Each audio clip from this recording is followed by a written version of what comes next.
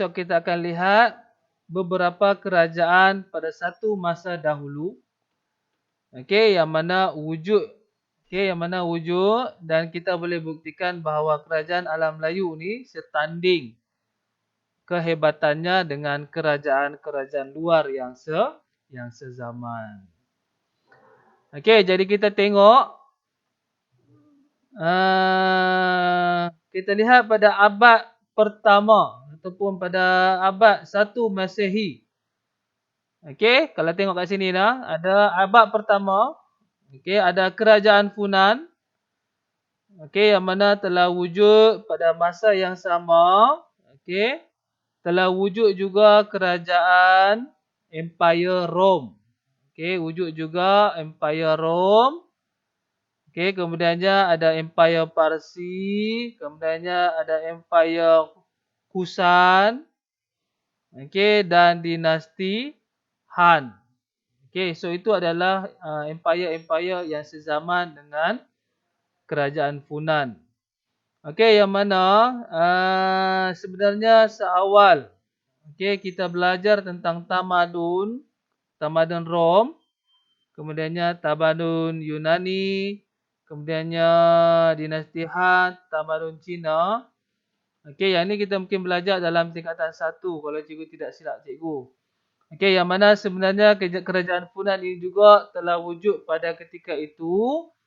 Okey, so maksudnya itu adalah kita kata kerajaan ataupun empire yang sezaman dengan kerajaan Funan. Maksudnya kerajaan Funan pun wujud dalam kita kata kerajaan-kerajaan ataupun empire-empire yang hebat.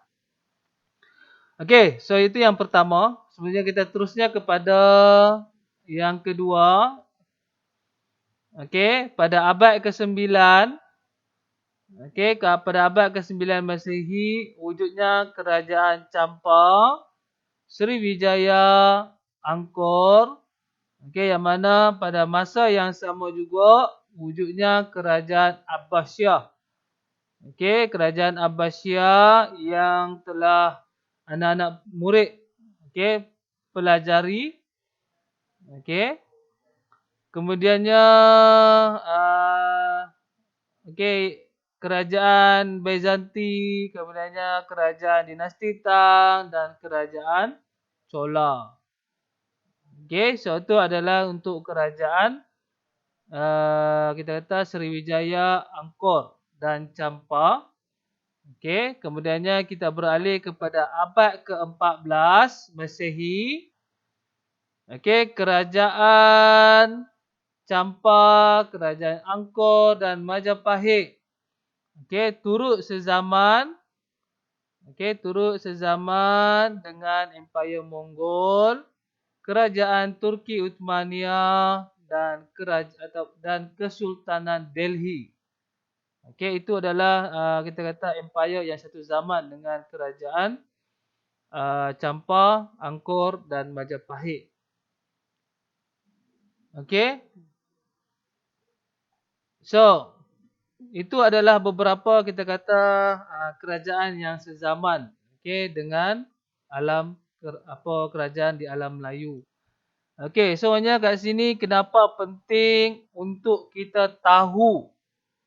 Okey, kenapa penting untuk kita tahu berkaitan dengan negara-negara ataupun kerajaan-kerajaan lain yang wujud pada yang sezaman dengan kerajaan alam Melayu adalah untuk kita menghargai ataupun kita merasa kagum bahawa pada satu masa dahulu alam Melayu ini ataupun masyarakat Melayu, kehidupan mereka adalah satu zaman dengan empire-empire yang besar. Sebagai contoh Empire Rome, Empire kerajaan Turki Uthmaniyah. Maksudnya kita sepatutnya perlu berbangga. Kemudian kita kena bangga bahawa negara kita pernah berada dalam era kita kata era kerajaan-kerajaan yang besar ataupun empire-empire yang besar.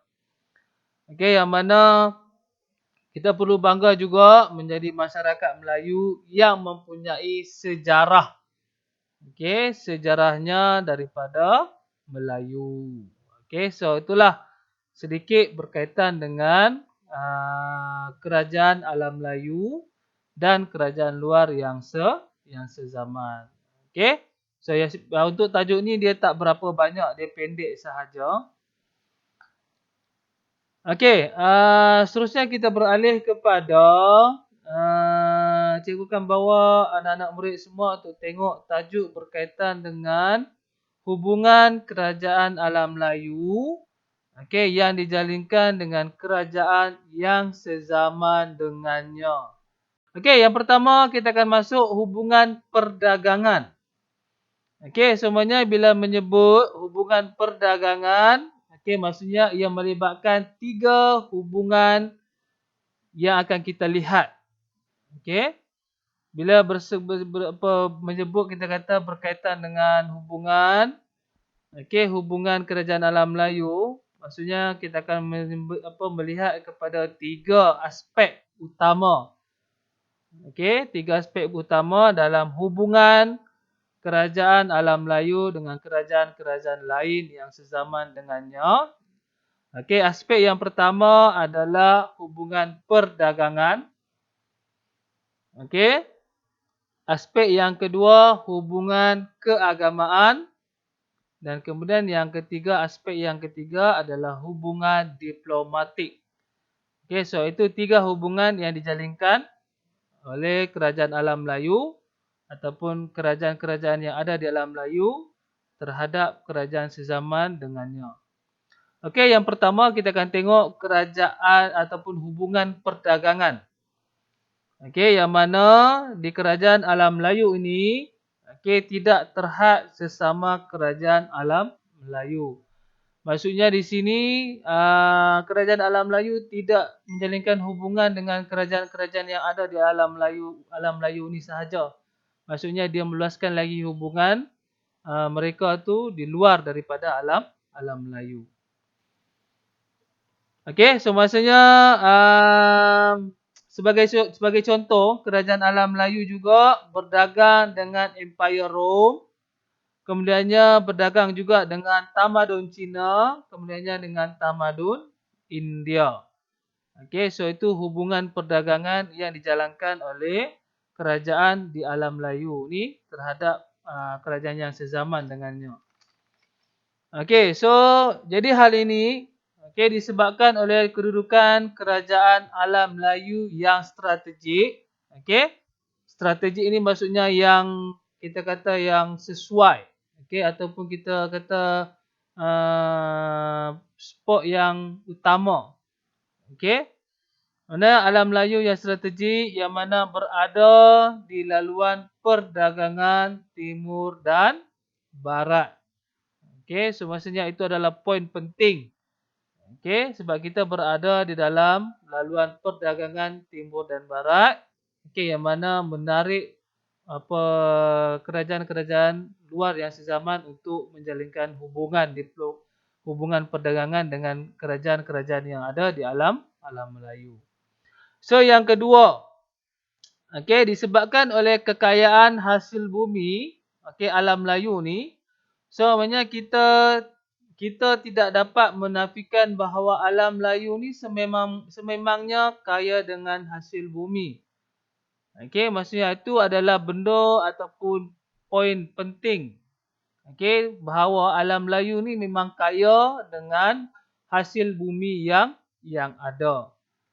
Okey, sebenarnya hasil bumi yang ada, kita boleh tengok hasil bumi, hasil hutan.